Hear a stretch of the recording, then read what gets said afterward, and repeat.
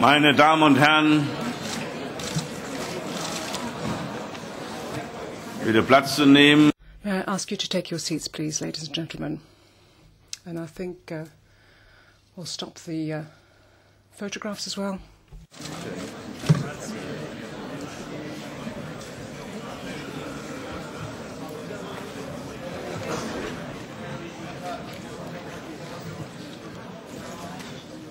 Damen und Herren, Kolleginnen und Kollegen, darf ich Sie sehr herzlich. Ladies and gentlemen, colleagues, I welcome you to this morning's meeting of our committee. I'm delighted that we should have Mrs. Mogherini with us today. She's going to speak about the Italian presidency of the European Union. And in terms of foreign policy, I know that there have been some critical comments made, so we shall refer to that. But I spoke to you on Friday, and from what I've understood, Mrs. Mogherini would be happy to give us a short report on Gymnich, on the Gymnich event and what happened there. That took place over the last weekend. And I've asked Mrs. Mogherini to perhaps meld the two reports, not to present the two issues separately, because in a way there's a lot of overlap between the 2 points that are to be addressed this morning. Now, one comment before we start, or perhaps two, if I may. First of all, I would like to congratulate you on your appointment last Saturday by the European Council. Congratulate you on what the future holds for you, madam.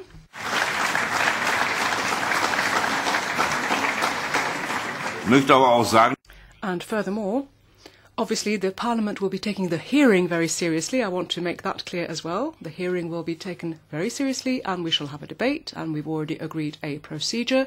We'll make the necessary preparations for that hearing. And I've already expressed the wishes of the chair of the committee. There seems to be agreement around that. And we very much hope that we will be able to work with you and have a good, lasting friendship with you, madam, in the future. Good cooperation with you.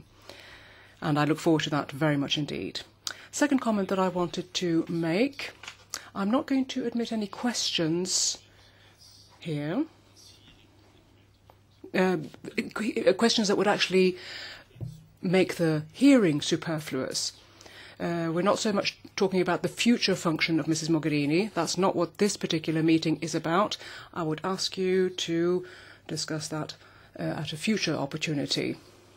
We want to talk today about the Italian presidency of the European Union. That is the topic, and that is the topic we shall stick to. I hope you all agree to that. And now, without further ado, allow me to give you the floor, Mrs. Mogherini.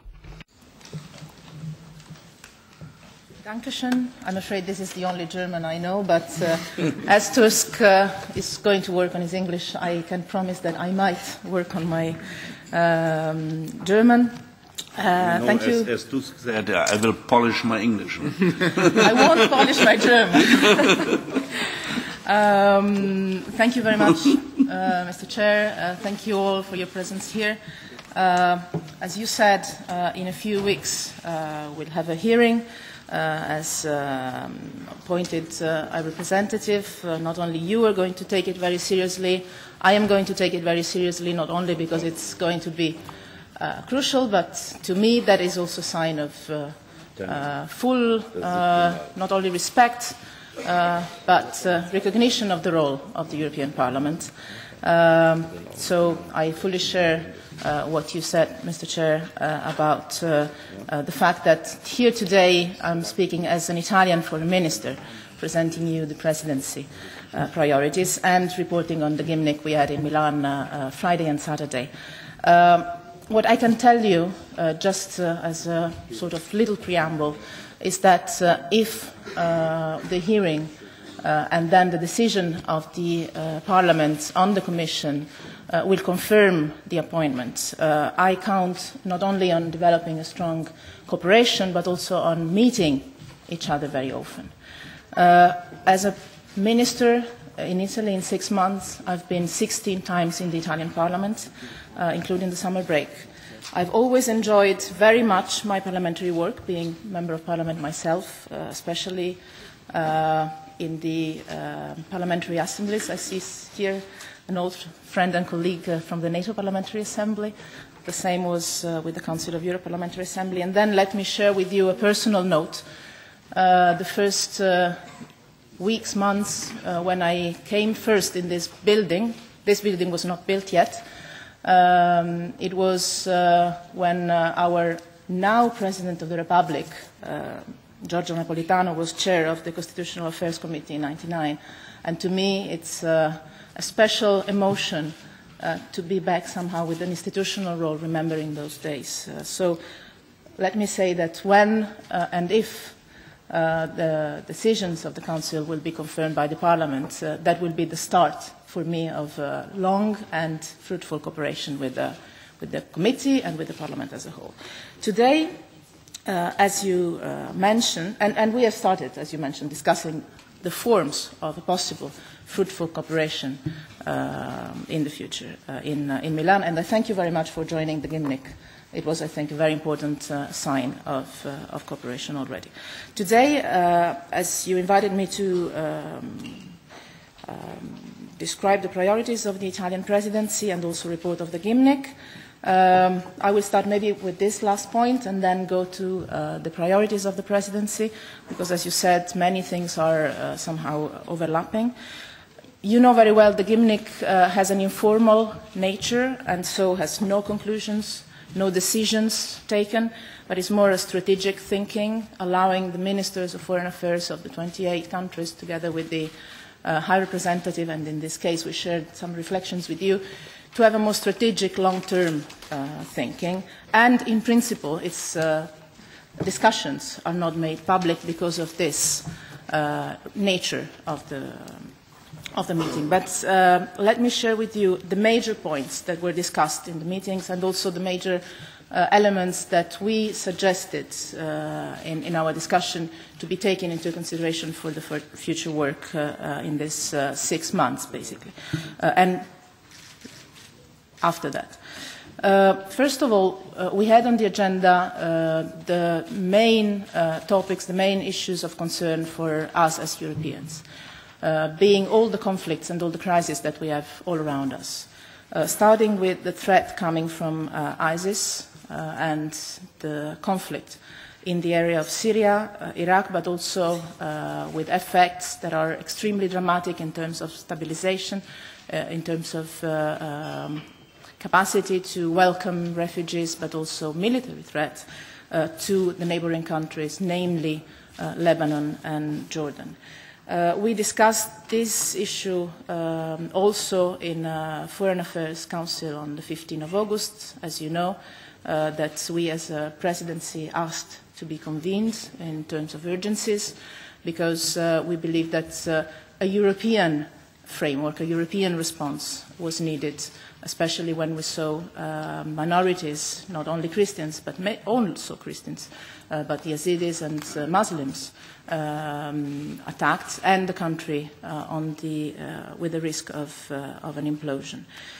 On this, we discussed, first of all, the need for a political approach within Iraq, supporting the establishing of a government that could be inclusive of all parts of the Iraqi society, the need for coordinating at the European level the humanitarian aid, the need for for having a European framework and effort to coordinate at the best the initiative that some countries are taking to support also with military equipment the contrast to ISIS in Iraq especially. But in general, we had a more strategic discussion on how to tackle the issue in a regional way. The main topic was, and I think this is going to be somehow also the terrain where the Italian experience could maybe help, the need for creating a new regional approach, trying to involve the key regional actors that are sharing at this time a common challenge in Iraq and in Syria, and might maybe come to a point where they might share also common interests in facing that. We have a new special envoy of the United Nations for Syria, in Staffan de Mistura, half Italian, half Swedish, long-term diplomat, with whom we might start to work even during this presidency for trying to redraw an approach, a strategic approach to solve the crisis. We all underlined the need to avoid a narrative of clash of civilization over religious war that is probably in the interest of ISIS, but not so much in our interest, as it is clearly a misuse of religion, the one that ISIS is doing. We discussed then Libya. I had the chance of meeting yesterday as Italian presidency, Bernardino Leon, to whom I wish all the best and all the success in his new responsibility from yesterday.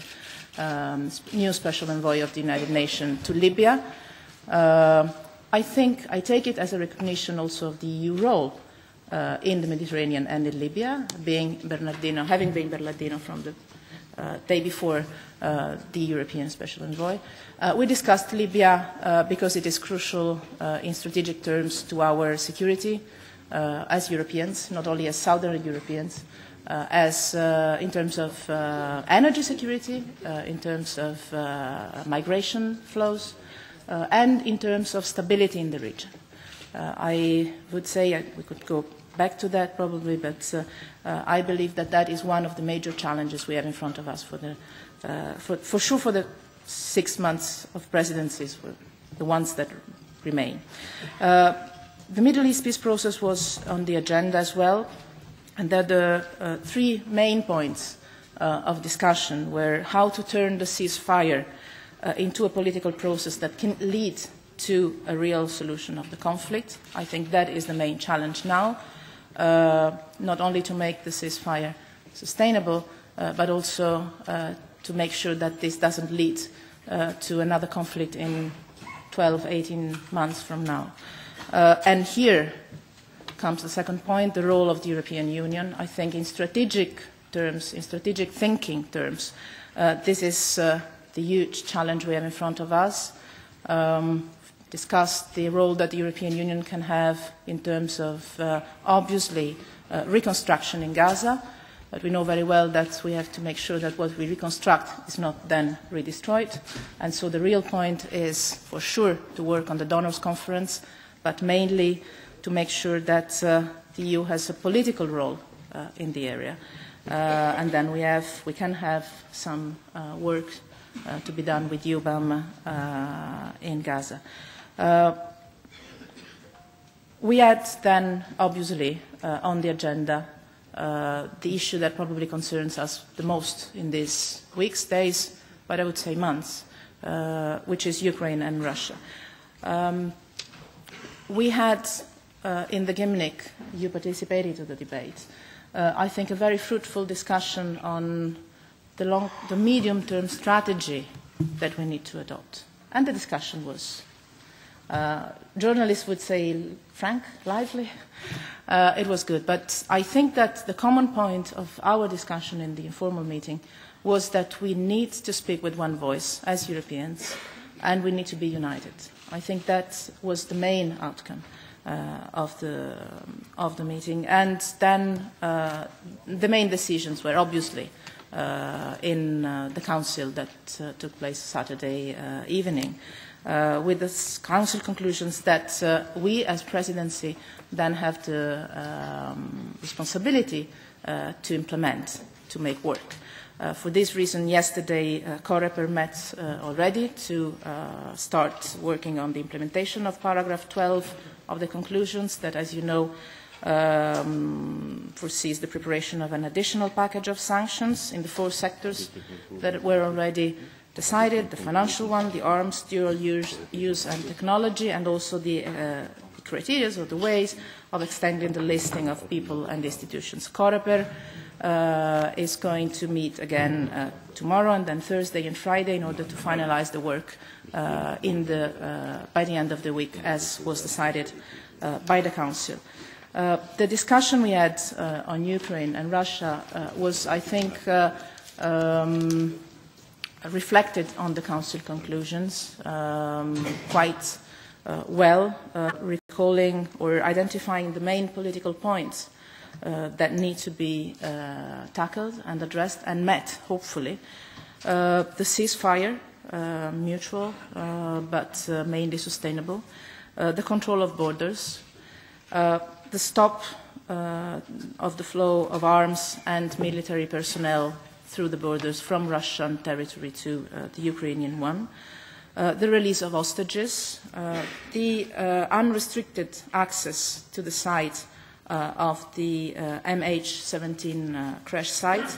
Let me say this is not an additional note. I would say that this is the core of our effort that we need to have, not only for the victims, not only for the Netherlands, but for all of us, because I had the chance of saying that during that dramatic weeks, that event made what happens in the east of Ukraine and with Russia a global crisis, because victims were global, coming from different countries, so many, two also with an Italian passport. And I think that this is our moral duty and not only a political necessity. And then recalling the trilateral talks that are going to take place on EU, Ukraine, Russian level, both on energy and on the implementation of the association agreement and on the DSFTA. Not to forget the work of international humanitarian organization that needs to be done in accordance with humanitarian law and principles. And let me mention this because this falls partly under the responsibility of the presidency, even if not in the competence of my ministry or of your committee, the measures taken by the Commission to stabilize food and agriculture council markets, and the Council on Agriculture has been convened for the 5th of September by our presidency to tackle this issue in particular. It is clear, though, that as reflected in the Council conclusion and as we discussed in the Gymnich, there is an urgent need for a sustainable political solution, based obviously on the principles we have always recalled, and during the first months of our presidency in particular, as the crisis was deepening, based on Ukrainian sovereignty, territorial integrity, unity, and most of all, independence. Let me come to the priorities of the Italian presidency, as I don't have the time, but I guess I'm using quite a lot of it. First of all, by telling you a little story, when I visited Switzerland a couple of months ago in June, my very good friend and colleague, Didier Burkhalter, Minister of Foreign Affairs of Switzerland, discussing about the OSCE presidency priorities, told me, you know, we prepared the presidency priorities in November, read them, it's 4 pages, not even once we mention Ukraine, and OSCE has been working for this year so far basically only on Ukraine. I'm not going to say that the program or the presidency priorities are out of the word, but I think that we're all politicians, we all know very well that one thing is what you have in your mind as priorities, one thing is what happens while you have the presidency. This was a sort of little preamble. And let me also say that together with the Italian presidency priorities, I would also like to mention the trio presidency priorities, because we've started already the work with Latvia and Luxembourg to make sure that we have some continuity in the work we do in these 18 months. And especially this comes when we talk about the Riga summit in May next year. I was in Moldova with my Latvian and Luxembourgese colleague and also other ministers of foreign affairs yesterday in Moldova, also to start discussing the Riga summit with the Moldovan government itself. And I think that, but we might come back to that later if you're interested in that, I think that the main challenge of this presidency and the trio one is working on the implementation of the association agreements and of the DSFTA, the support for the EU strategic choice that country in particular, but also Georgia and Ukraine have done, and the support for the reforms that are taking there. In the program that I guess you have, there's many things concerning foreign affairs. As you very well know, the role of the presidency is to support the High Representative in foreign policy efforts. And in this view, we mention in the program certain areas that for us are key, are priorities. I would mention only some, not because they are more important than others, but because maybe they are less noted than others, they're less evident than others. So we'll just mention them, taking in mind that our role there is not doing them ourselves, it's not our role, but to support the initiative of the High Representative in these fields. And let me just mention the attention to the human rights activities, in particular religious freedom and the protection of religious minorities. We know how dramatic this is in many parts of the world nowadays. The work on the death penalty, on which Italy is very much, has always been, on the front line and is going to play a role in the next UN General Assembly as presidency. I would also like to mention women's rights and the fight against violence on women and domestic violence. And we will take the chance of holding the presidency during these 6 months. There are also the months where the Istanbul Convention enters into force, that was on the 1st of August, to have an event together with the Council of Europe in Rome on the fight against violence on women. Let me then go to the issue that is actually in the competences of the presidency itself, which is enlargement. And you know very well that Italy has always been very much, historically, in favor of the enlargement of the Union. We see it as the core of the European project from the very beginning. Enlargement was necessary in the beginning, in the early decades of the community, to consolidate peace in the European continent.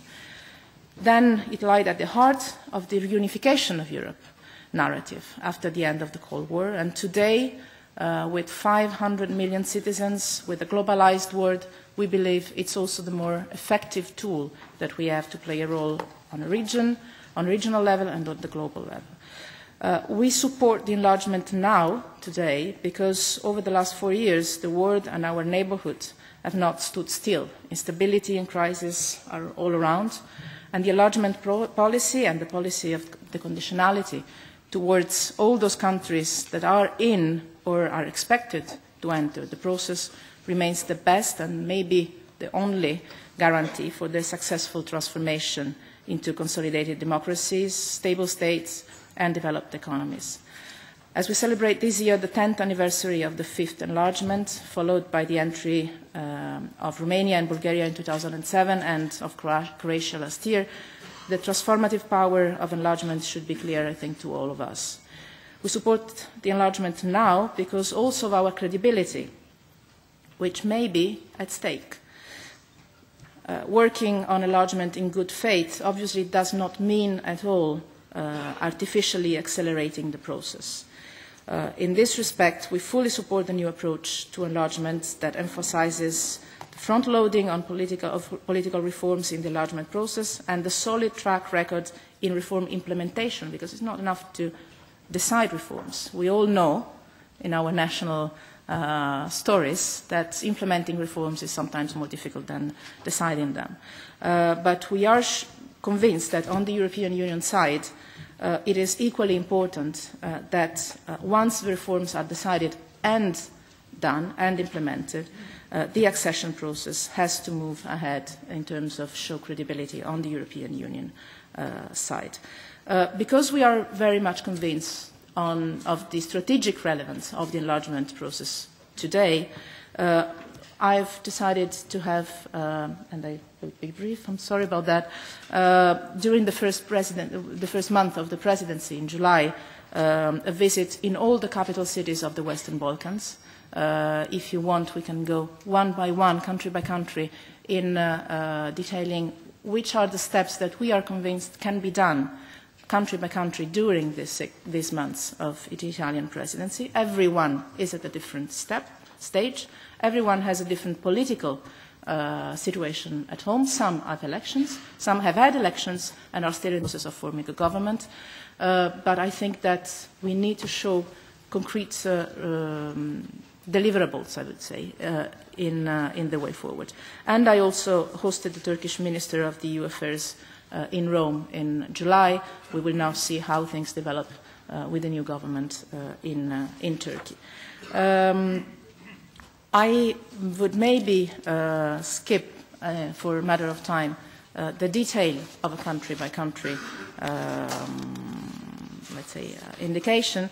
I would just mention the fact that we believe that going on consistently with the enlargement process is not only in the interest of the single countries that are already in the process or are hoping to get in the process, but is in our own interest as Europeans, as members of the European Union, for a matter of stability, for a matter of security, for a matter of economic prosperity, and I think this is as much as a EU interest as it is a EU responsibility. I thank you very much. I apologize if I took a little bit too much of time. I'm Italian, but I'll try to improve next time. I'm ready to answer to your questions, but also to listen to your suggestions and points of view. Thank you very much.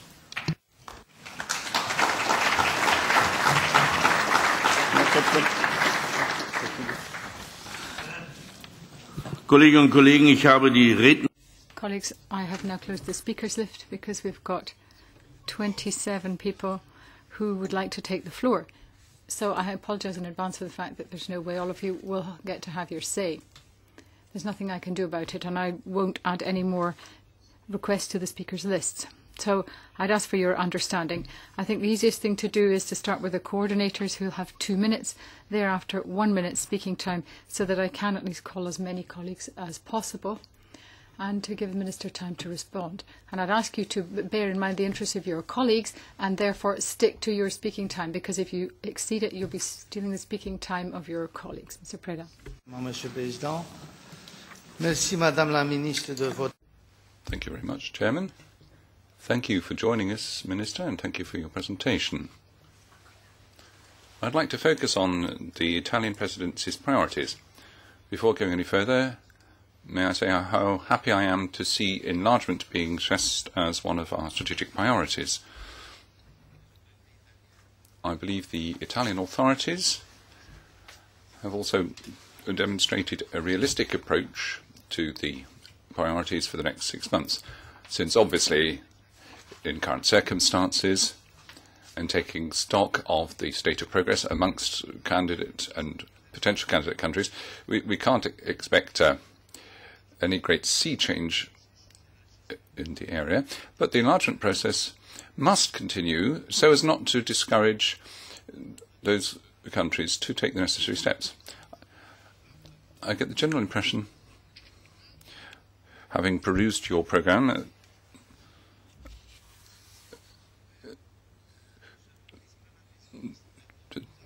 you have a general approach here, but what specific measures do you have in mind for relaunching negotiations with Turkey, and how do you envisage helping Bosnia-Herzegovina to prepare a credible application and ensuring the proper absorption of funds? That was mentioned specifically in your presidency programme. Thank you.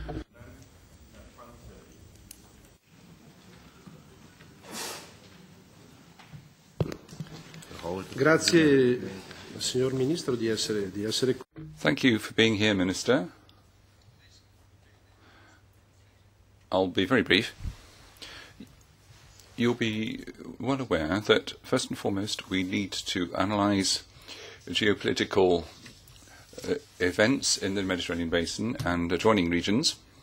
And we also need to discuss the many mistakes that were committed by Europe and its member states. For example, in dealings with Libya, and that's just one example. And this leads me to stress that terrorism, human rights and migration are core elements of European policy, and they're closely interlinked. So here's my question. I don't know whether you will agree with this assessment, but if so, how does the Italian presidency intend to make Europe fully aware of the need to coordinate our policy increasingly in that area? Thank you. Auguri, signora Ministro, per la sua nuova nomina.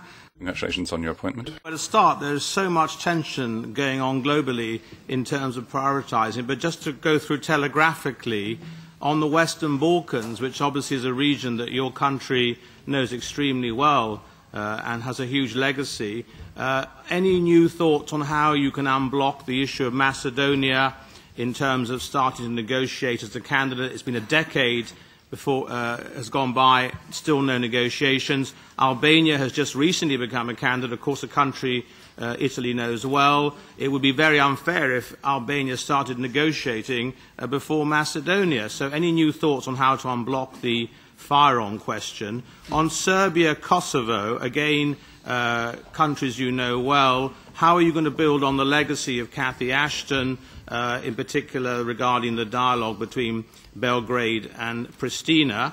On the issue of, you mentioned you met recently the Turkish foreign minister. Any thoughts on the UN-mediated Cyprus reunification talks, which I think will be happening in the next 6 months in terms of breakthrough, hopefully? Any update on that?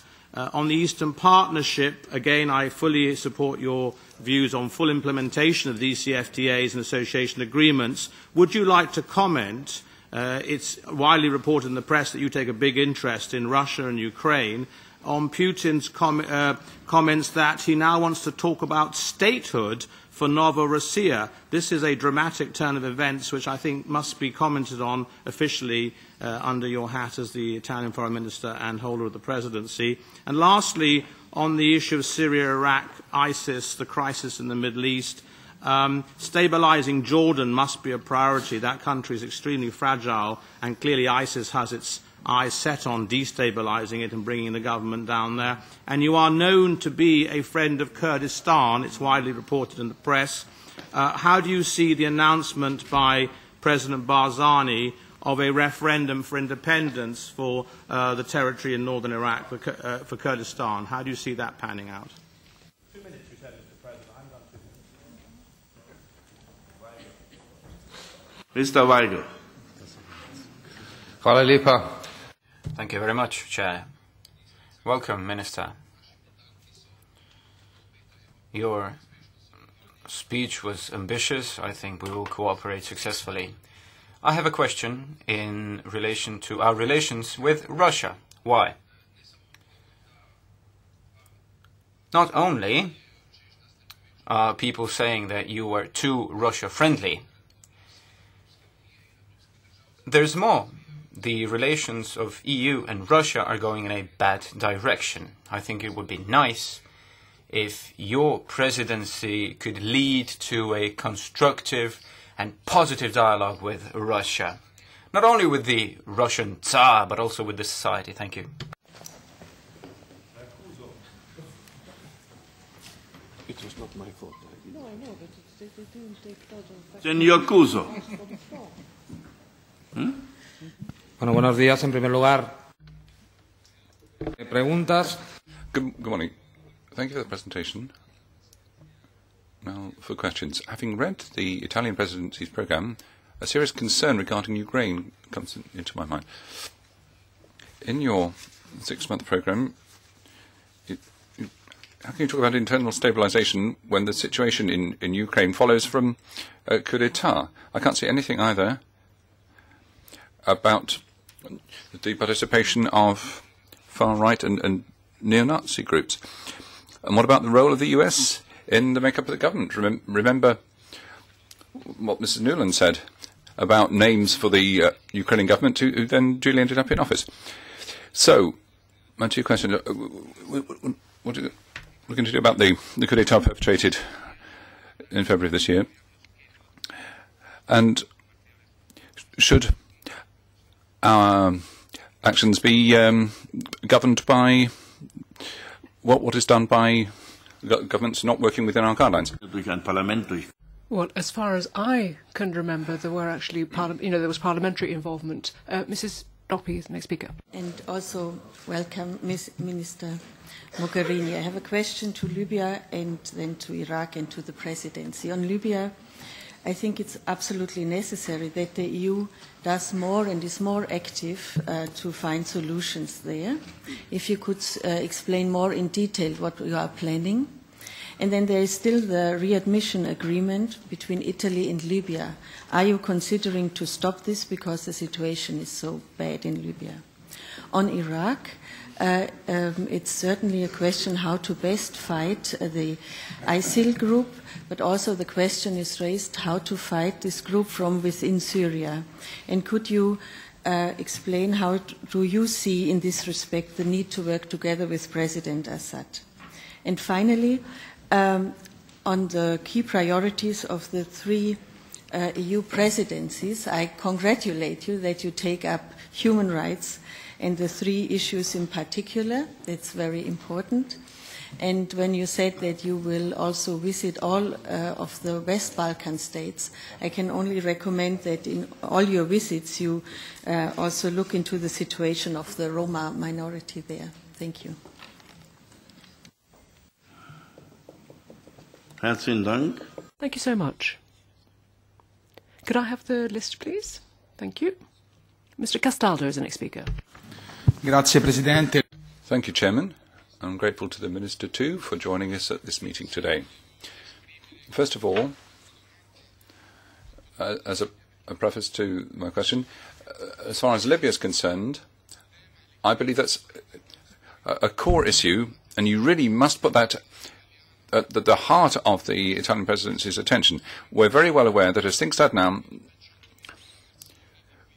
we've ended up with thousands of people having to flee the country, some drowning in transit. Something must be done. And then on Ukraine, what about this prospect of unilateral action on the part of certain NATO countries? Do you think that is the right solution? Or do you actually think that that might lead to further chaos and worsen the crisis that's spreading around the region? Lastly, I'd like to refer to enlargement policy with a particular focus on Turkey. I would like to put it to you that a number of press agencies say that between June of last year and this, over 100 journalists have been forced to leave their jobs in Turkey. There have been a number of murders. Many have been undermined because of attacking the Prime Minister's personal interests. Mr. Erdogan, when he was still Prime Minister, said that journalists were the worst threat to stability. What can the European Union do to try and mitigate such a situation? Herr Planbeer, bitte, Frau Mogherini. Mrs. Mogherini.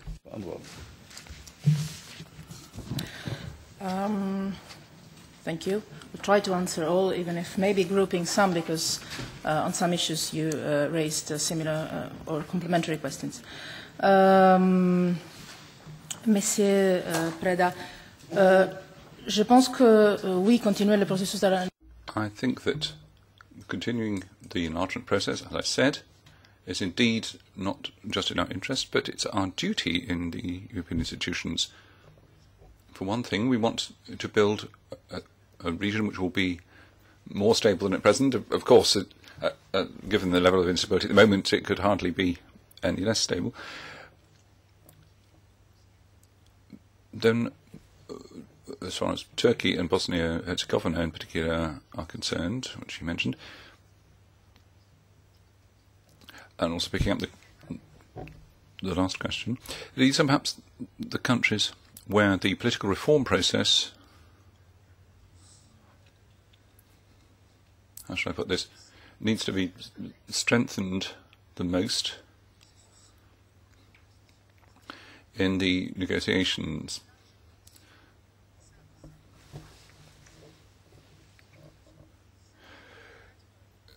looking at political trends, I think we need more of a political development. It's not just a question of changing the technicalities.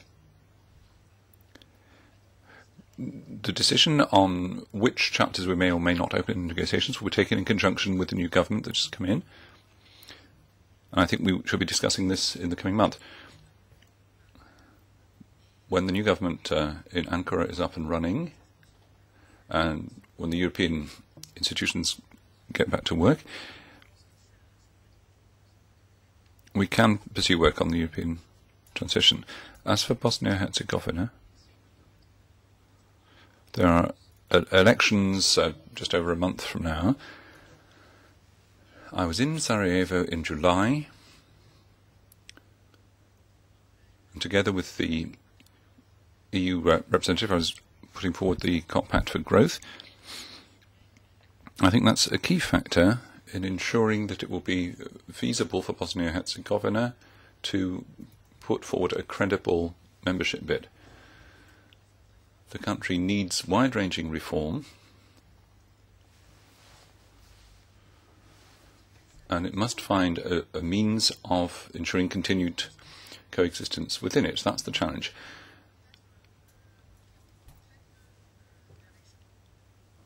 Seen from the European Union angle, there are very few areas of the region where our role can be as crucial as it can in the Western Balkans, particularly Bosnia-Herzegovina. We do have a very clear role to play, in my view. Now I'll switch to Italian to field Mr. Panzeri's question. I couldn't agree more with your analysis. Migration, human rights and security are undoubtedly three closely interlinked factors. I would add the conflicts that are an across-the-board concern. The competence of a foreign minister clearly involves some of these issues more than others, particularly when it comes to human rights and conflict prevention.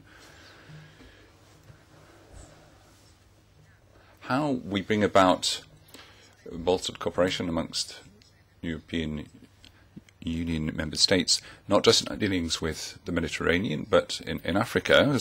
We have to look at what happens via Libya, not just in Libya. Libya is a corridor for flows of people who, in most instances, are actually entitled to claim asylum, at least according to the figures we have for arrivals in Italy. And the same seems to apply, broadly speaking, to Malta. They're mainly from the Horn of Africa and Syria, areas where there is great instability. But coping with the consequences clearly comes within the remit of the Foreign Affairs Minister. A lot's been said about Frontex, Frontex Plus and our Mare Nostrum programme in Italy. I think what we need to do is both to step up our partnership with the transit countries, particularly Libya at this stage. And we do trust that very soon there will be a sustainable institutional base for government in Libya. We'll try and build on the existing arrangements we have in Morocco and Tunisia. There's been a great shift in the way we manage migratory flows there. But I would like to do this upstream.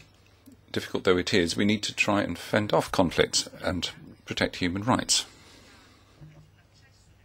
There's also work on access to economic resources. Food and water, for example. In other words, we need to create an atmosphere, particularly in Africa and the Arab world,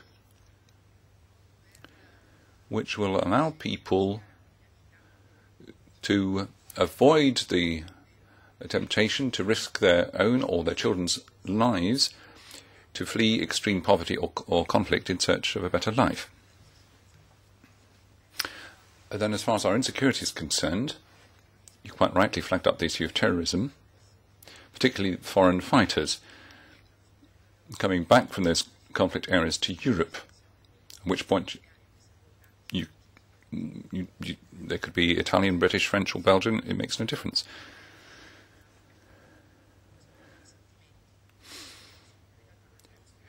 We have to look at them as European citizens, regardless of individual feelings.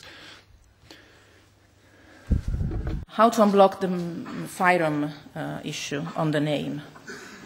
I'm afraid that if I had the answer to that, I would maybe win a Nobel Prize. I hope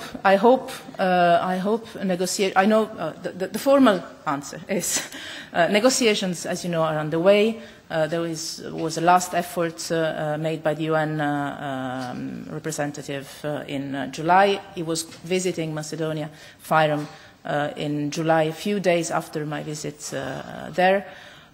Didn't bring much results. My impression is that we will need to have a plus of political will,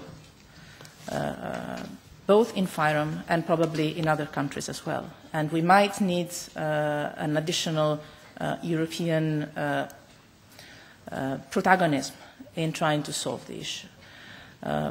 I see it as quite crucial also because internally the situation might develop in a direction that might be not the best possible if we don't get to some moves in the right direction on the name issue. So I really hope that we could facilitate, in the role of presidency, an action to move forward.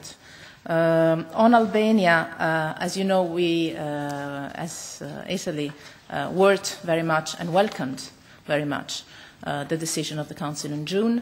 I think that I see the relation also for the big Albanian community present in Macedonia, in FYROM, obviously. We believe that Albania is a country that in the last months has performed incredibly well in terms of willingness of reforming, and that the decision by the Council last June is probably giving the right input to go on the reform way. Dialogue Belgrade-Pristina is also something on which Italy has experience and knowledge, and hopefully a positive impact.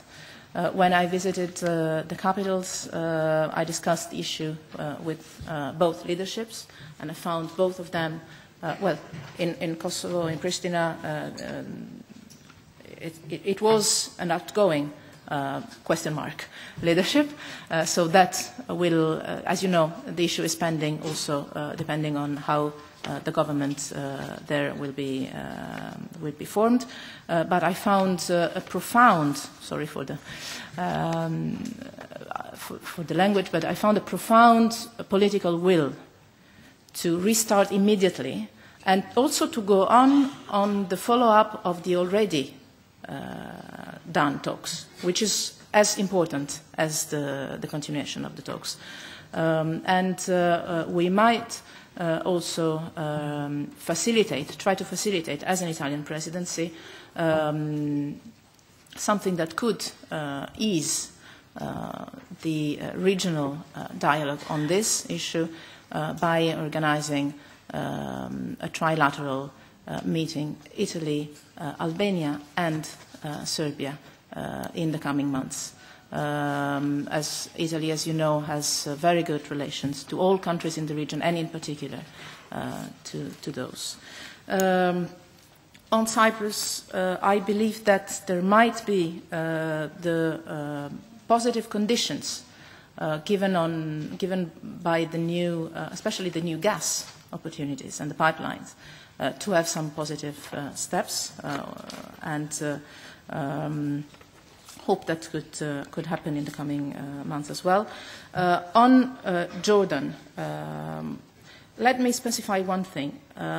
I mentioned Jordan in my introduction, together with Lebanon, as one of those countries that is more affected by the challenges especially of ISIL, but also on the conflicts in the area in a crucial way.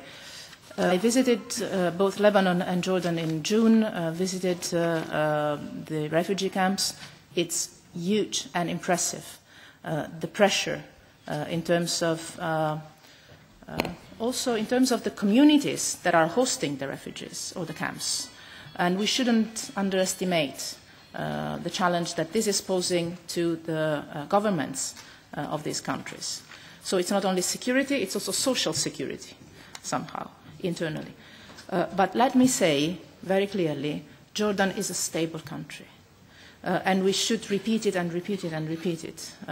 Because I had a conversation with very good friends with my Jordan colleague, and he told me, you know, we have one recipe for preventing ISIL to cross the border. I was asking him, are you worried? And he told me, our society is not disposed, is not willing, is not ready to give any space to this kind of organization. And I think this should tell us something also on other different scenarios. Antonio Panzeri was mentioning, let's say, the things that could be made different in the future, probably. And I think we would need a little bit more of that. Sometimes, and in Jordan is one of those cases, the stability, the solidity of civil society, of the society itself, and of the political institutions, is the best antidote to any kind of security problem. Obviously, we need to support Jordan in this and strengthen it even more. On the referendum of Kurdistan that was mentioned, I discussed that with Barzani when I talked on the phone with him I think it was the 8th of August, when we discussed also the need for support to the Kurdish region to face the threat of ISIL. And I made it very clear in that occasion, as I did before and as I'm very willing to do afterwards, that a referendum is not a good idea, and that the unity of Iraq is something we should work on all together, and starting from the Kurds and all the other Iraqis, Sunnis and Shiites. And that's exactly why we need an inclusive government in Baghdad. As the antidote in Jordan is the strength of society and institutions, as in Iraq the strength could only be built on a sustainable, inclusive government in Baghdad. Obviously the emergency is the response on the ground immediately. At least this is the Italian choice. We decided with a discussion in Parliament, in the Italian Parliament, on the 20th of August, to send some military equipment. This is a choice that, in the framework of the European decision, was taken by some countries, as you know.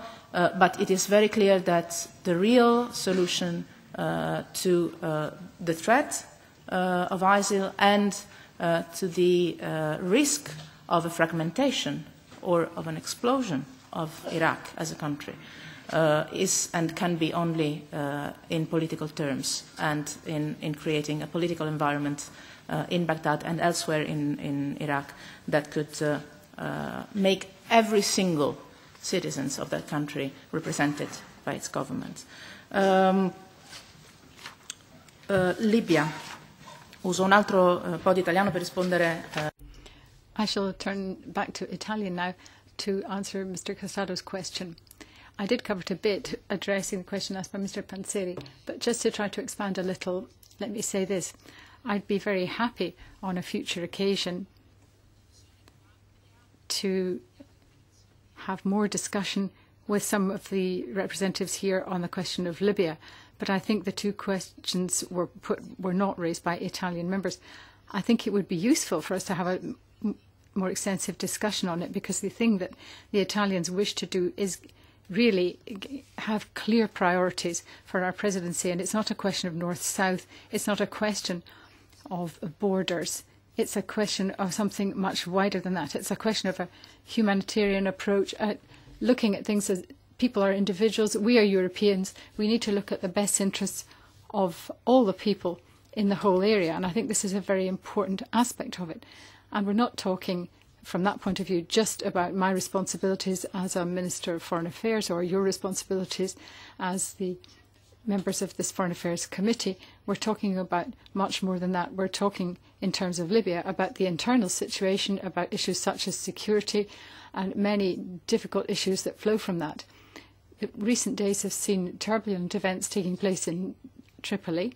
Italy's been very closely involved in watching what's going on there and trying to engage in dialogue through the embassy and with other individuals from other European bodies.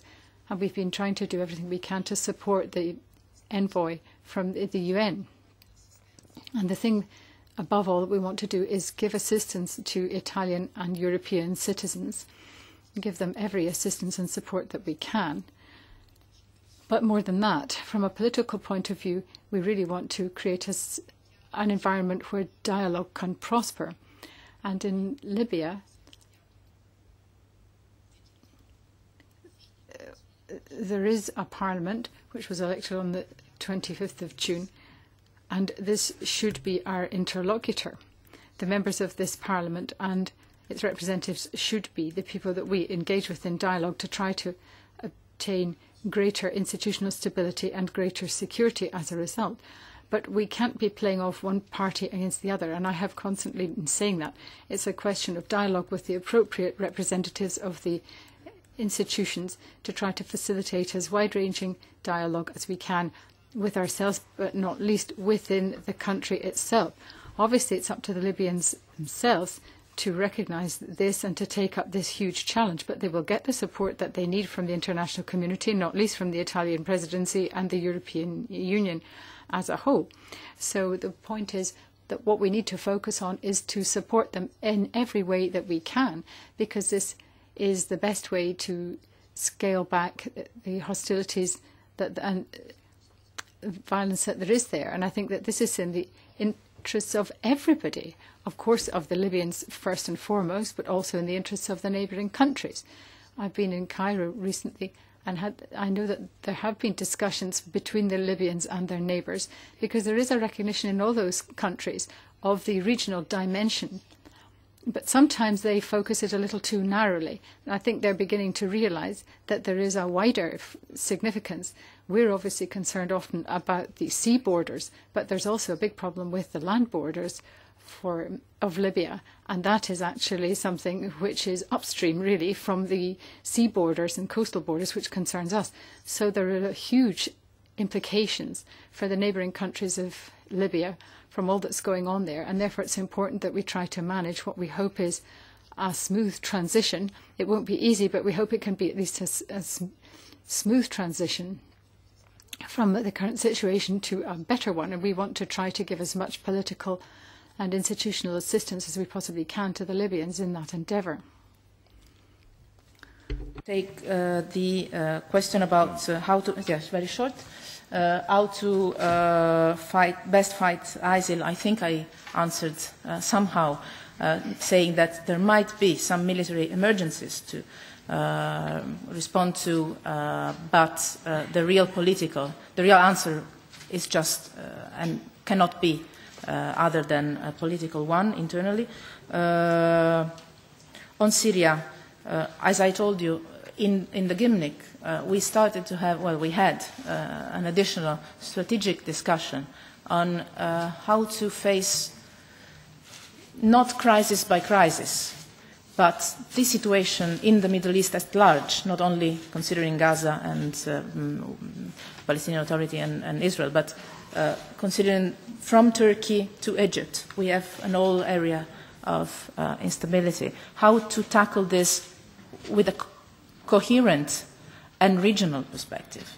And my impression is that we will need to develop an initiative, maybe a European initiative, to facilitate a regional dialogue among the different actors in the region. Is Assad part of this? This was the tricky question, as the President pointed out, rightly. I think that the fight on ISIL has to be strong also in Syria. This doesn't mean a coordination with Assad. Then I get to all the questions on Russia and on Ukraine. And let me, Mr. Chair, quote, if I can, your President. Presidents normally are very wise persons. And yesterday, President Gauck was, yesterday was in Danzig for the 75th anniversary of the Second World War. And I'm sorry, but I noted his words in Italian, so I would quote him in Italian. I know it's quite... and he said, con il conflitto in Ucraina, la Russia ha di fatto... Through the conflict in Ukraine, Russia has ended its partnership with the European Union. We would like to see a positive relationship of a neighbourhood with a view to returning to stability amongst people. I mean, exactly the picture of the situation at the moment. The situation now is that, I said, a strategic partnership is over. Clearly it's over. That was a choice of Moscow, first of all, and a consequence of things on the ground that were so far from the agreements taken first in Geneva, then in Madrid, and then again a few days ago in Minsk with the meeting between Poroshenko and Putin, facilitated by the European Union, by the way. So it's clear we're not talking about the partnership today. But if the question is, as the answer of President Gauck is it in our interest in the future to imagine that there could be the conditions, first of all in Moscow, to rework on a way to get a partnership? I think no reasonable European could say it would not be in our interest. But clearly, this is not the stage where we are now, for the choice of Moscow.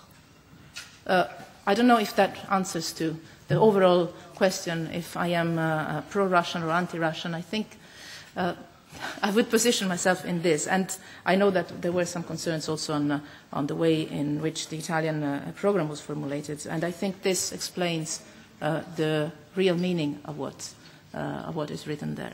And then, as you mentioned, Elmar, Ukraine, and here comes the real challenge to us, I think, apart from the security one, which is key at the moment. The real point is how we support Ukraine today, how we support the democratic process. Elections, presidential elections took place. It was not only not given for granted, but far from being for granted in the beginning. And still, they took place. The role of the OSCE was excellent and great. And the fact that already still yesterday there was a meeting of the contact group is, I think, something very positive. Does this change the situation on the ground? That is the problem. Not in these days, not in these hours. And this is the problem. But is there any alternative? There was a question about the military intervention. I think that we all agree on the fact that there is no military solution to that crisis. Okay, we do not agree. We do not agree. We agreed on the Council, though. Maybe we do not agree in the Parliament. I would be worried if a Parliament, especially a European Parliament, agrees 100% with something. That would be a bad sign, I would say. But in the Council, and I think I can state the Council conclusions, state that there is an urgent need for a sustainable political solution, and that the political solution needs to be worked on. But I think this is not probably for here, this is for the NATO Wales Summit that is going to take place on Thursday and Friday, and where I will play my role in a different way, being just an Italian minister. There is, to me, a need to make sure that the Eastern members of the NATO alliance, but here I'm sorry, I apologize, Chair, I'm going completely out of context. You will forgive me, but I think it's important to say all those countries in the alliance that share a border with Russia needs to be sure that Article 5 is not just a written text, but there are some measures that the allies can take to reinforce the security. But I would stop here because I know that this is not an issue for sure for the Italian presidency. And I think I answered to all of the questions. Thank you. Thank you. We have still the same numbers of speakers and possibly only 2 fast rounds, so we will twice around because Federica makes the last statement. But please 1 minute, then we can take 2 rounds. Mr. Plenković. Hvala lijepa. Thank you very much, Mr. President. I would like to congratulate Minister Mogherini for her appointment. 2 very brief questions. One is the question of the crisis management of a number of international crises, the dramatic situation in Ukraine, which goes much further than our debate about the peaceful solution, because people are dying on the ground, and our policy towards Moscow over the last few months has not resulted in any changes in the policy. In fact, we now have Russian troops on Ukraine's soil, as we can see after the annexation of the Crimea. This will bring into question the territorial integrity of eastern Ukraine. Can you tell us something more about the package of measures being prepared after the summit meeting? And has there been any progress at the level of the trilateral meetings between Ukraine, Russia and the EU? And how do you see the Adriatic-Ionian policy, which is very important for the enlargement in light of the Italian presidency program? Thank you. Thank you, President. And although I know in the presidency and in your future role you will be painstaking working with all member states and all political interests, can I express pleasure on behalf of the Socialists and Democrats that you're from our political family, and express our strong support for what you said this morning about a political role for the European Union in terms of the Middle East, about progress with both former Yugoslav Republic of Macedonia and Bosnia, and also your comments in relation to women's rights and wider human rights. In terms of questions on Iraq, Syria and ISIL, how far will the presidency engage with other Arab states during the next 6 months to try and promote regional solutions? And although you've talked about the pressure on the government in Iraq for it to be more inclusive, it seems to be more sectarian at the moment, in all honesty. What hopes do you have that there can be real influence for change there? And on Ukraine, I strongly support what you say about MH17 and the moral duty that arises from that. Every death should be mourned, but it's brought it to greater public and world attention. But I think unrestricted access is one thing. What about progress with the investigation? I think that's important to demonstrate to others, and what role can the EU play in relation to that?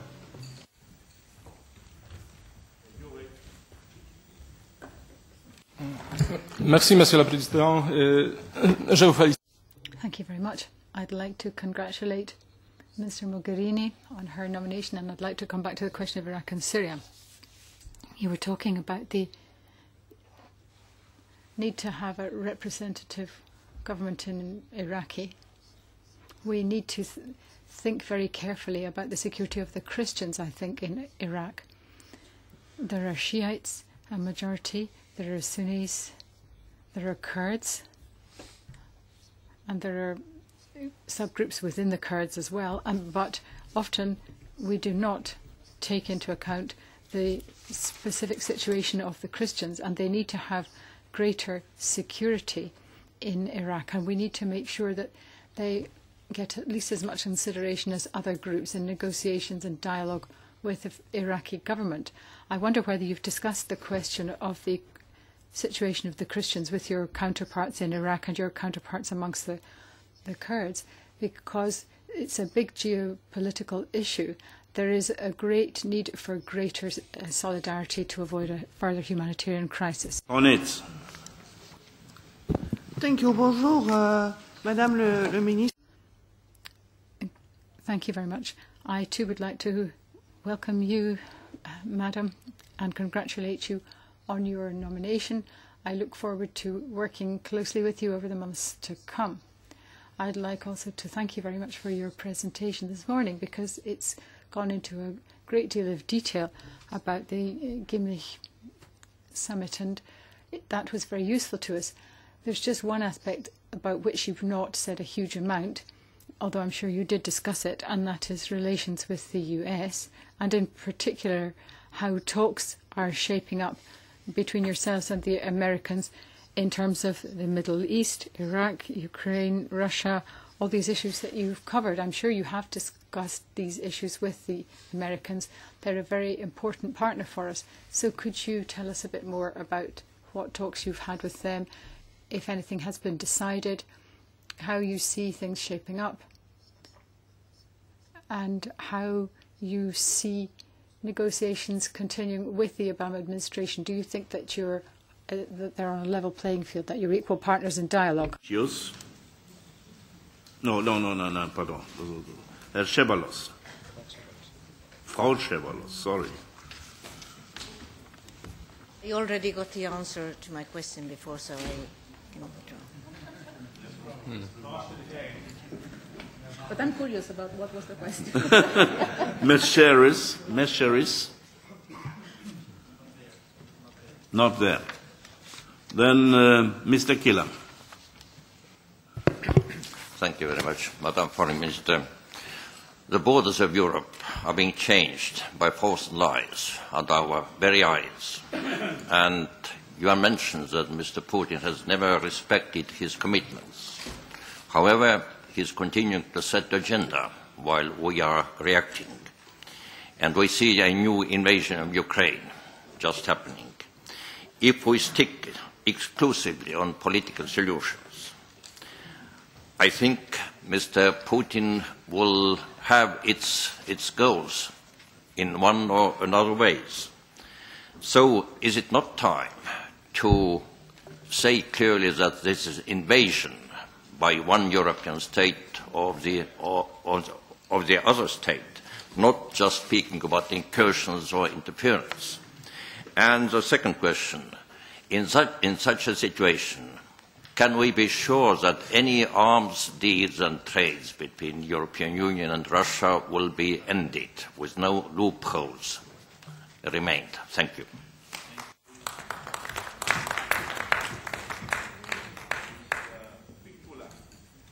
Thank you. Madam Minister, I'm glad that you mentioned enlargement as a part of your agenda, but I regret that particularly Bosnia-Herzegovina's state of play remains the same. Of course, it's expected due to the fact that the country is continuously blocked inside because of internal long-term stalemate. Bosnia-Herzegovina, happily, is not a Ukraine-Russia size of problem, but it's still an important test for applying common European foreign and security policy. I don't ask you for the wild guess, but how do you see perspective for a country beyond October 2014, a post-election process itself, regarding many failures happened there, meaning not only misimplementation of Sejdic-Finci verdict, modification of the election legislation, and so on. And I support your pledge for political and not only academic approach in the search for the solution. Grazie.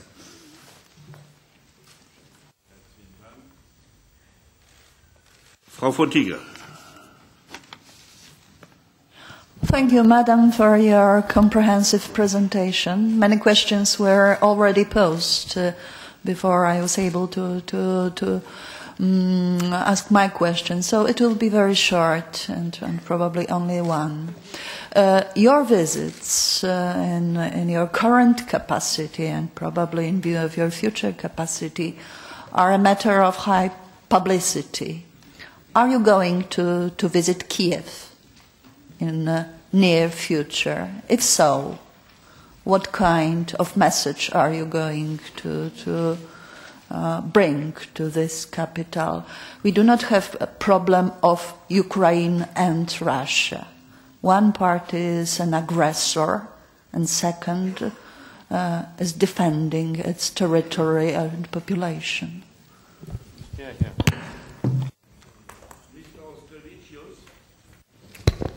Thank you, Chair.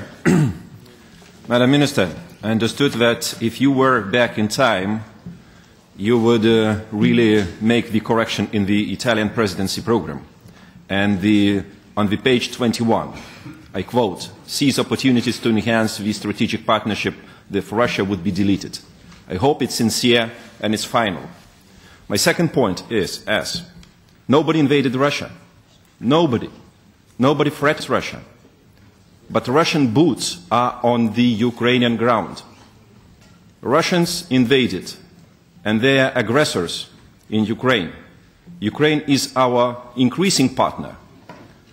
For a long time, on your web page of presidency, statement from the 24th of July was the last one, pointing something before the summer break. I mean, it was nothing up to the end of August reported on developments in relationship with Ukraine, Russia, or whatever. I kindly ask you, when was your last contact with so-called Minister Lavrov?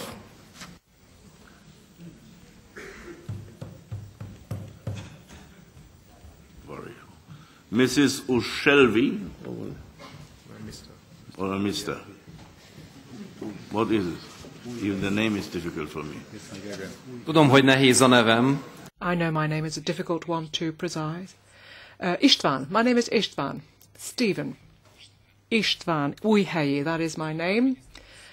Please make a note of it. Madam, I would like to welcome you to this meeting. Yesterday we had a committee meeting and we talked about the global challenges of our EU foreign policy, and our chairman said that it might be a good idea to draw up a committee report on this issue. That was his conclusion. I too believe that it would be good to have a stronger position when it comes to the EU and its foreign policy and its defence policy, and also for Eastern Europe.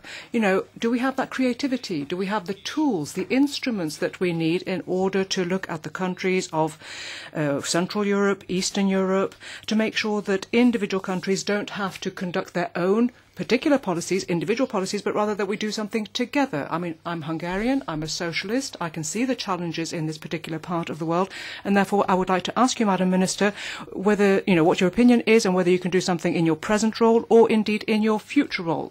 I also work on tourism. I'm a vice chair for the Tourism Committee, and of course, therefore, tourism is a great contribution to a peaceful situation, and that too, therefore, should be borne in mind. Thank you very much, and I wish you the best of success, Madam, in your role. Thank you. Herr Kovacev. Thank you very much, Chair. Welcome, Madam Minister. I have 2 points. First of all, I welcome what you said about that we need to have a strong common position, and that was always our problem, to be united. On the sanctions and the position of the Italian government especially, I would like to ask you on South Stream. What is the position on South Stream in Rome? And the second one, you mentioned NATO meeting in Wales, that you are going there. Are we going to have a position as European Union on the NATO membership perspective of Ukraine? Because Prime Minister Yatsenyuk only recently mentioned that his country also is having this ambition. Thank you very much.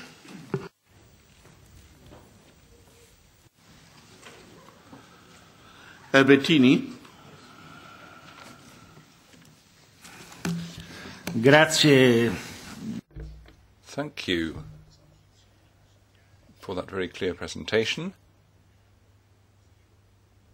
I'd also like to wish you every success in your work. And I'm happy to see that in your person, a new generation is asserting itself in the field of Italian and European foreign policy. Knowing you well as I do, I feel certain that you will breathe some fresh air and dynamism into the process, which will be very helpful as we seek to overcome a certain degree of passivity which we saw in the past. So you will have a very helpful contribution to make. Just one question. Returning to the issue of Russia, very difficult circumstances have been created. We need to be extremely tough in our dealings with Russia. We must be very stringent in defending Ukraine's territorial integrity. At the same time, however, I believe we do need to devote some thought to a very delicate strategic point, namely Russia's isolation in an anti-Western position, with the risk that this may have a knock-on effect in China.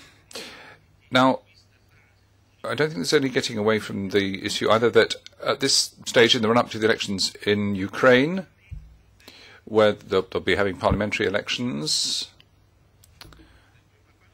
but I just need. It seems as if the government is being driven by electoral considerations. Could you say a bit more about that, please?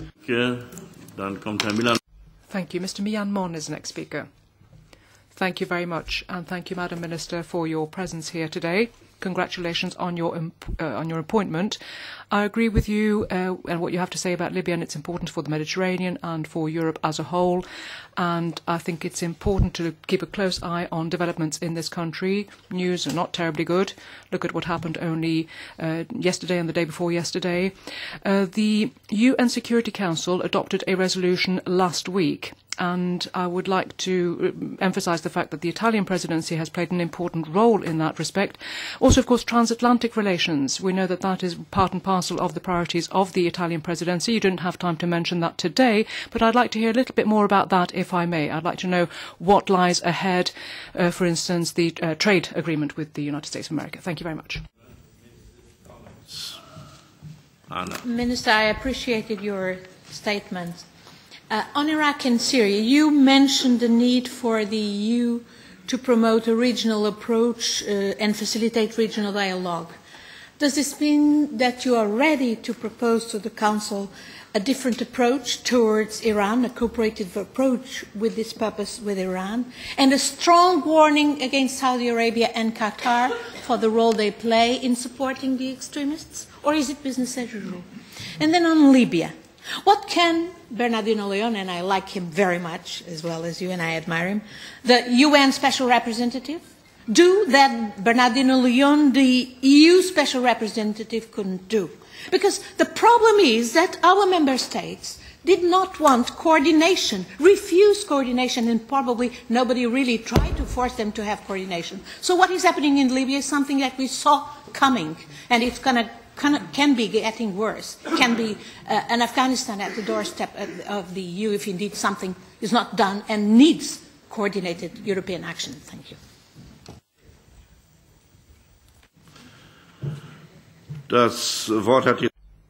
And now Mr. Van Orden. Thank you very much, Chairman, and congratulations, Mrs. Mogherini, on your nomination.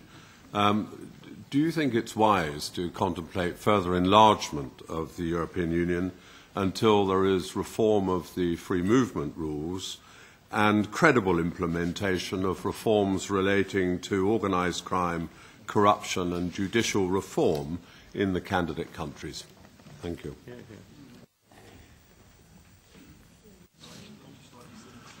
Herzlichen Dank. Thank you so much. Next speaker. The last two speakers, Mrs. Aliou-Marie, first of all.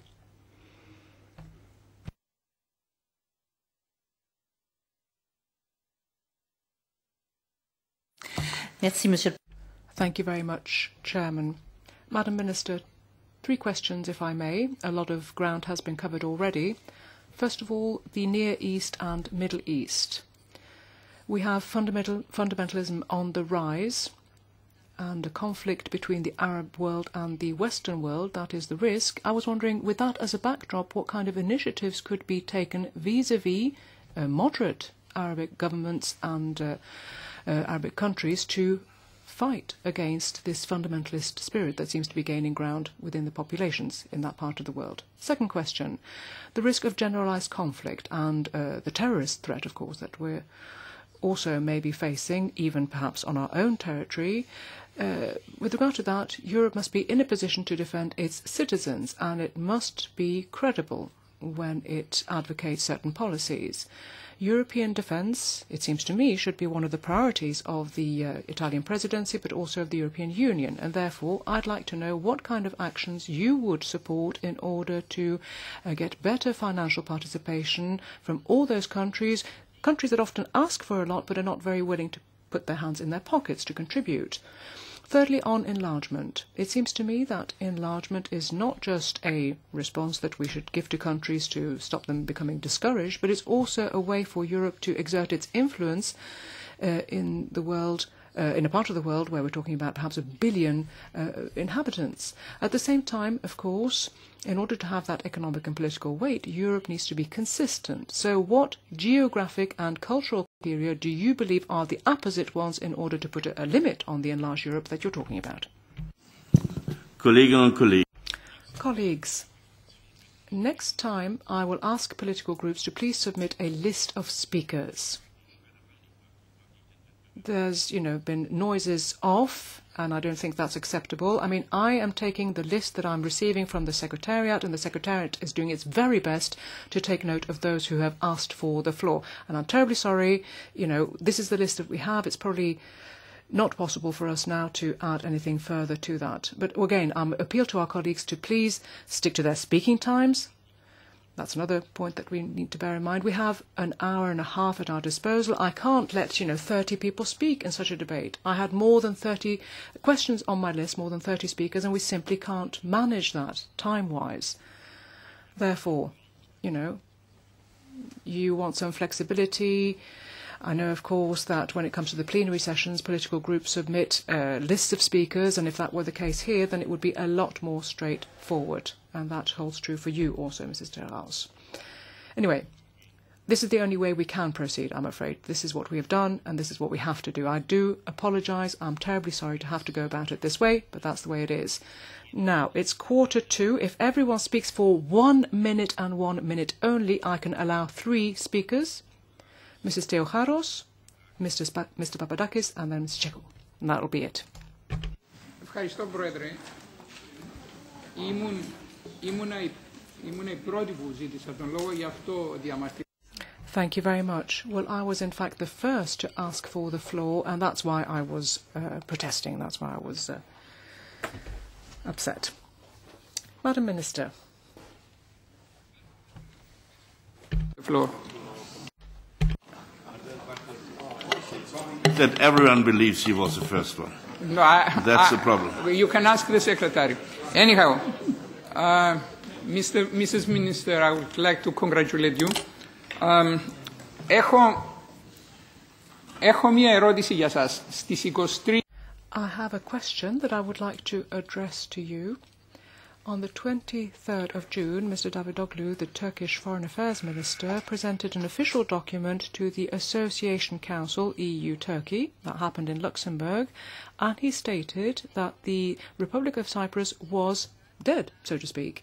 And yesterday, Mr. Erdogan also went to the occupied territories of the Republic of Cyprus, visited that area, and he disembarked from a Turkish military or naval ship, and he made some very critical comments vis-à-vis Cyprus, and he also said some rather negative things about the president of the country. So what is Italy's position on this? What about solidarity? Solidarity with a member state of the European Union, because member state is actually, under attack. I've almost finished. Please let me finish. Please let me finish. So, the Italian presidency, what is it going to do in order to demonstrate its solidarity vis-à-vis this country, which, like I say, is a member state of the European Union? Papadakis. Mr. Papadakis is the next speaker. Thank you very much, and congratulations upon your appointment, Madam. I am familiar with your work, I know your background, and I'm sure you will be very successful in this new task of yours. Now, first of all, a problem that really should be exercising the whole of the European Union, not just the southern countries of Europe. I welcome the fact that there is a will now to find a political solution to this issue. And then secondly, I would like to refer back to comments made by Mrs. Teocharu, namely about Turkey. Turkey is not abiding by its commitments vis-à-vis Cyprus or indeed vis-à-vis the European Union.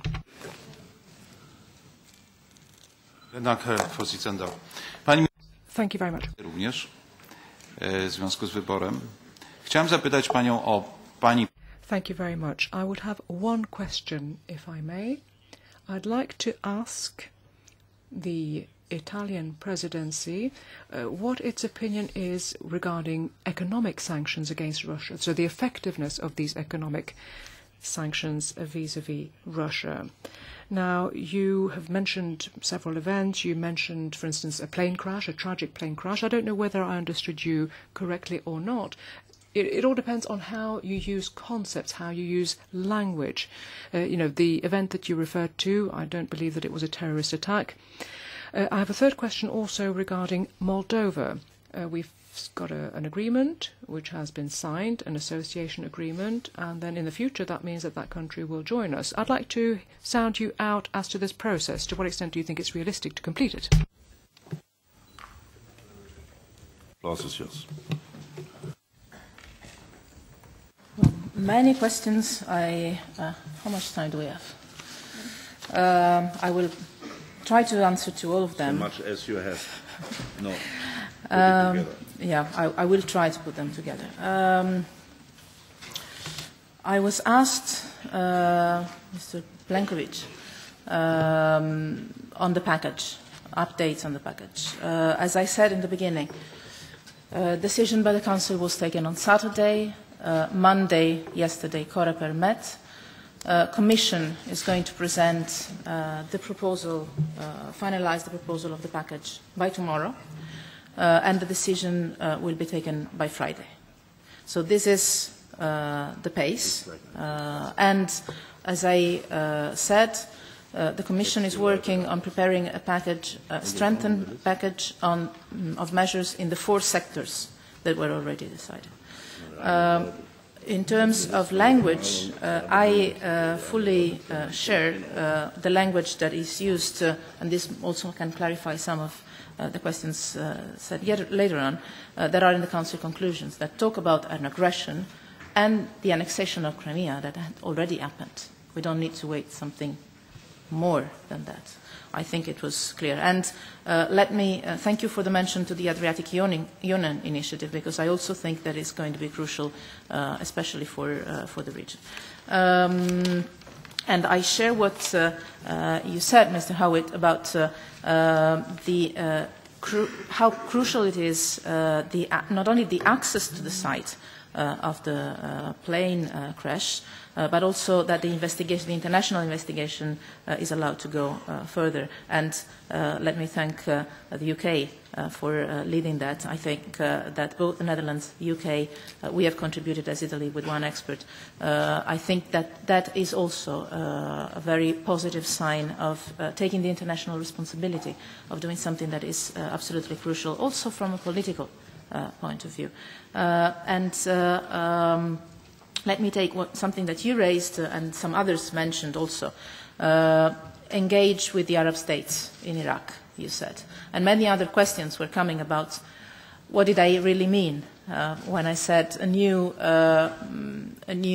regional framework for the conflicts that are making Syria, Iraq, but also many other countries suffering, and has a repercussion in terms of security and stability also in Europe. I believe that it is key to involve first of all, to recognize the countries and the regional actors, as powers, as regional powers. Starting from Egypt, that has played a very positive role in the negotiations on Gaza, and that was not at all to be given for granted. We all know very well. And that was also the result of an initiative that was taken also by the Italian government, by the Italian presidency, but also by other countries and other initiatives visiting Cairo. In those days, I was in Cairo exactly the day after the military intervention in Gaza, the land operation in Gaza. And I think that Laurent Fabius was there the same day or the following day.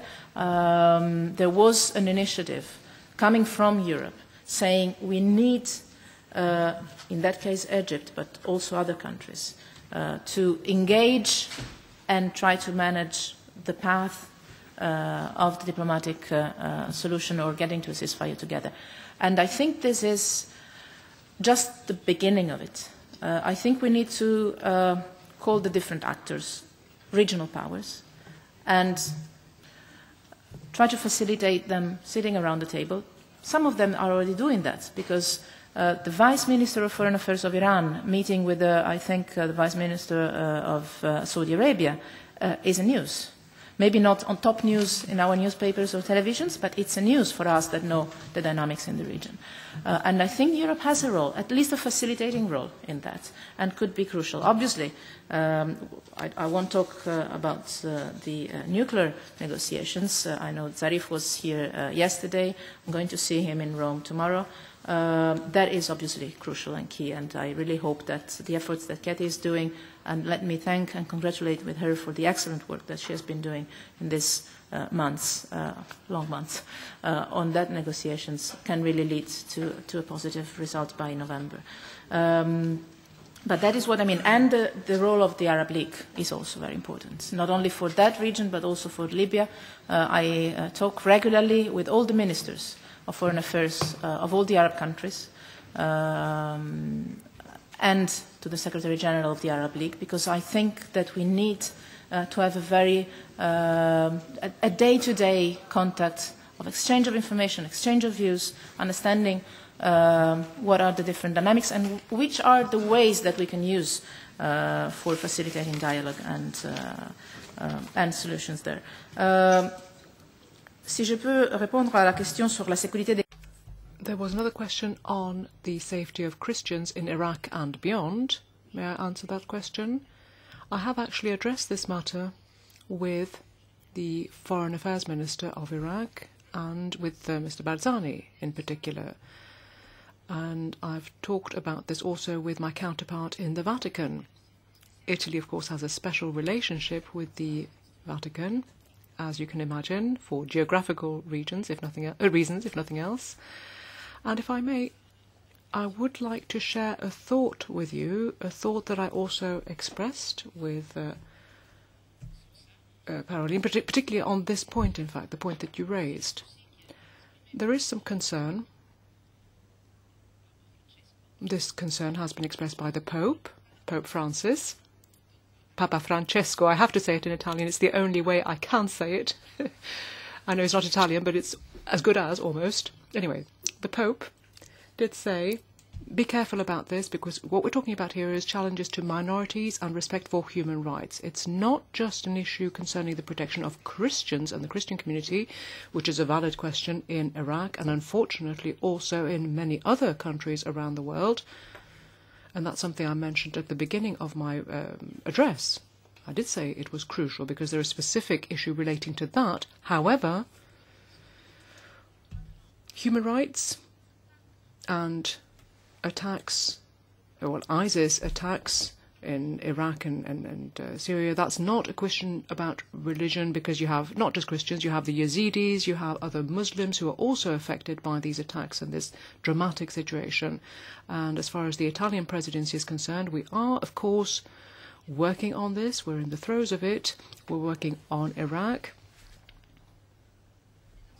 And we want to make sure that the ISIS threat is countered, because after all, what we're defending is the right of human beings to live within their own territory and fully enjoying their rights. Their right to safety, of course, and their right to live on their own territory. I think it's important to perhaps emphasize that angle of approach. And then I believe there was another question in French which concerned our relationship with the United States of America. Yes, the partnership is very important, of course it is.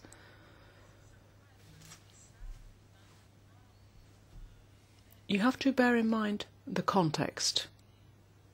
All around us we have crises, we have conflicts, we have a dramatic situation developing.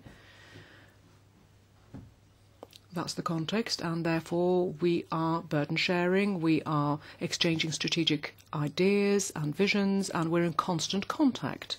It's the way it has to be. That said, the TTIP,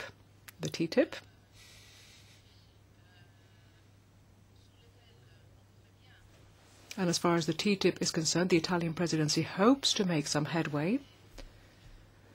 It might be difficult to arrive at anything very specific because you've got midterm elections in Washington, in the United States of America, and here too, in terms of the institutions, things are currently, of course, on the move. But as far as Italy is concerned and our Italian presidency is concerned, yes, we do believe that negotiations are important and we would like to make headway as swiftly as possible. That said, I'm convinced, and the Italian presidency is convinced, that this does not mean to say that Europe has less of a role to play when it comes to crisis management around us. In fact, I would argue that it's in our interest, and that is in fact what the United States are asking us to do. They're asking us to step up to the plate, to play a stronger role in handling the crises that surround us, and I think it's a very good thing to do so together. I'll try to. I was asked by my former colleague in the NATO Parliamentary Assembly, if I don't remember wrong, about my visit in Kiev. Actually, we were together in Kiev. I was there in a different capacity with you in February. That was, I think, just 10 days before I became minister. And we were there with the NATO Parliamentary Assembly. You might remember that. But as a minister, during the presidency, I paid my first visit during the Italian presidency in Kiev, meeting President Poroshenko, meeting, obviously, my good friend Pavlo Kimple, meeting Yulia Tymoshenko, and others. And it's not by chance that I paid my first visit during the presidency in Kiev. It's not by chance. I regretted very much that this was shadowed completely. And I think I might have had a responsibility in passing the message to the media. Still, we did it very much.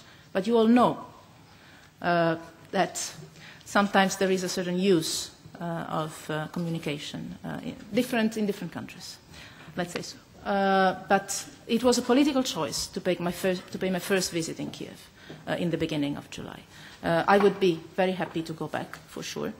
During the Italian presidency. I am talking on the phone with Pavlo Kimke almost every week. We've met, I think, in this months of the Italian presidency several times. I had him on the phone just a few days ago. President Renzi, Prime Minister Renzi, met Poroshenko, I think, 3 times during the presidency, last time on Saturday, as Italian presidency. So be reassured, we are working in strong and close relation with our Ukrainian friends. The website, I'm sorry about who was asking. I'm sorry about that. Actually, I didn't have any summer break, and I'm sorry that the website might have taken it. I have to admit, I don't check the website every day. I wish I had the time to do that. Actually, I will try to do it more often. Would I change the presidency program? As I said in the beginning. Programs of presidencies are written before and then things happen. As I told in the beginning, if you go and look to the presidency program of the OSCE, Ukraine is not even mentioned once. And still OSCE has been working for this 9 months basically only on Ukraine. And very well, I have to say. If there is one sentence that I would change in the program, is the first one in the chapter relating to Russia, page 21, as you mentioned, that says Russia remains a strategic partner to address regional and global challenges. I would change this, and I've said that publicly. I think Russia stays a strategic player in the regional and global challenges, like it or not, but I don't think it's a strategic partner anymore. I wish it could go back in the future. I wish Russia would choose to go back to be a strategic partner in the future, but it's not what it's happening now. I hope that answers your questions. No, you also asked me when I had the last conversation with Lavrov.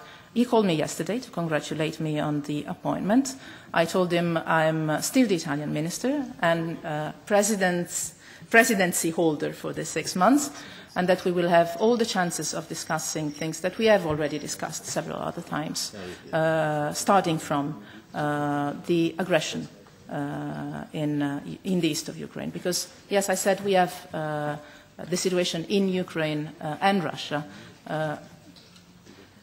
I think that it would be strange to say that we do not have a problem in Ukraine. We have more than a problem in Ukraine, which is not a problem with the leadership of Ukraine. We have a problem on the Ukrainian territory, and it would be naive, I guess, not to say so.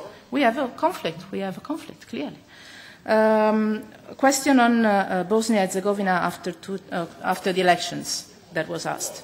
I wish I knew. I wish the people from Bosnia-Herzegovina knew what would be after the elections.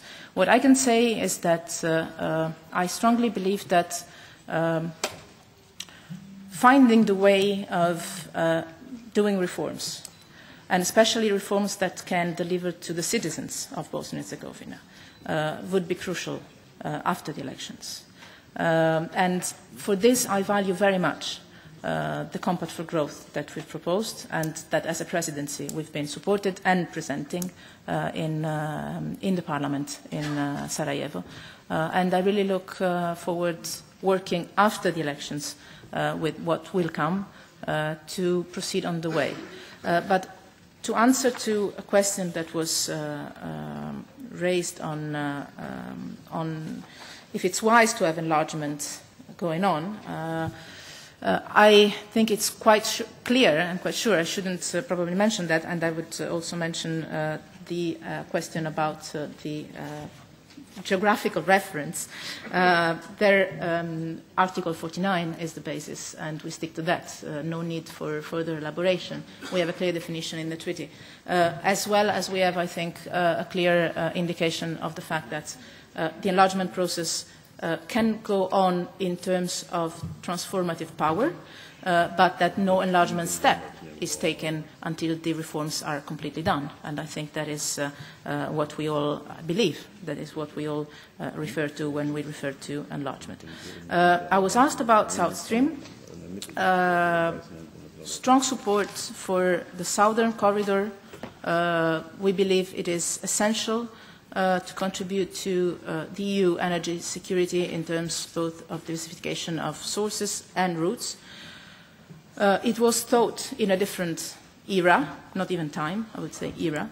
I think it could contribute to this diversification, provided that not only technical conditions are met, but also political conditions are met. And this is, to me, the biggest issue, because as I told you, we discuss very often with our Ukrainian friends, and we know very well that the problem is not only technical, but it's mainly political nowadays. So I would keep this rationality on this. I was asked about the resolution of the Security Council on Libya, the last one, 2174. We contributed, we co-sponsored it, we contributed on that, as you know, together with others.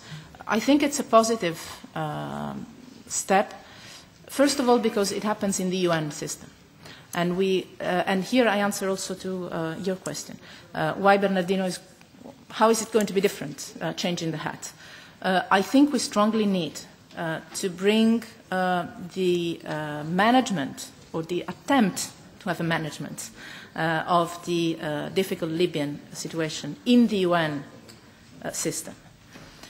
Because that can guarantee, or at least we can try to guarantee, a vision that is not north-south, but global.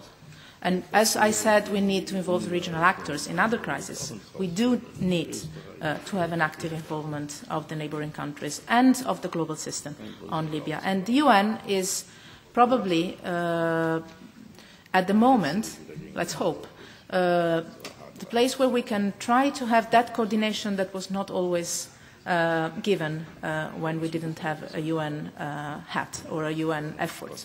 The efforts that Dmitry were doing were excellent.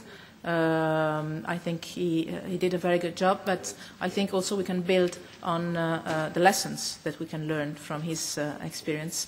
And he stated them very clearly exactly when there was a discussion in the Security Council on this resolution last week.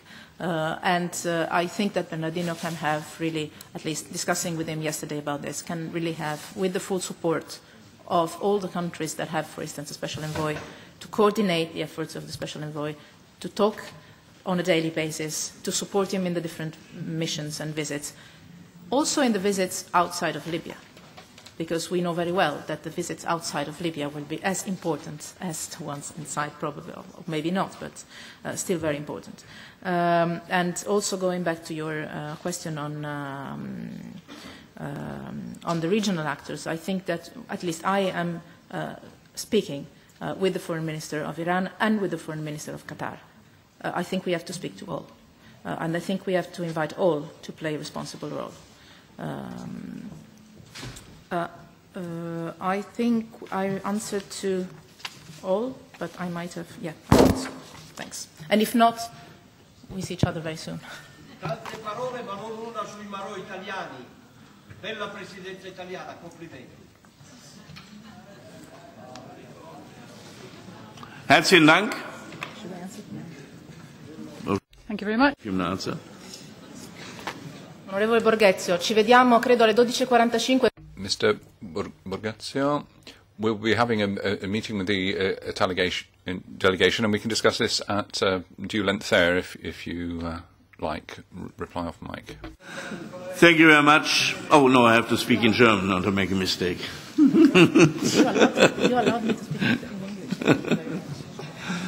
Meine Damen und Herren, bedanke mich sehr herzlich. Well, ladies and gentlemen, thank you very much indeed for your participation. We had 27 speakers on the list, and I think the Minister has answered every single question, so my thanks to her. This was an excellent illustration of how the political process should operate. We will obviously have continuing dialogue with Ms. Mogherini. If we don't see her before, we'll look forward to seeing her back here for the hearing. I'd like to extend my warmest thanks to her for spending such a long time with us this morning and for having been so ready to respond to all the questions and having had such an excellent discussion with her. So thank you very much, ma'am. We now move on to the next item on our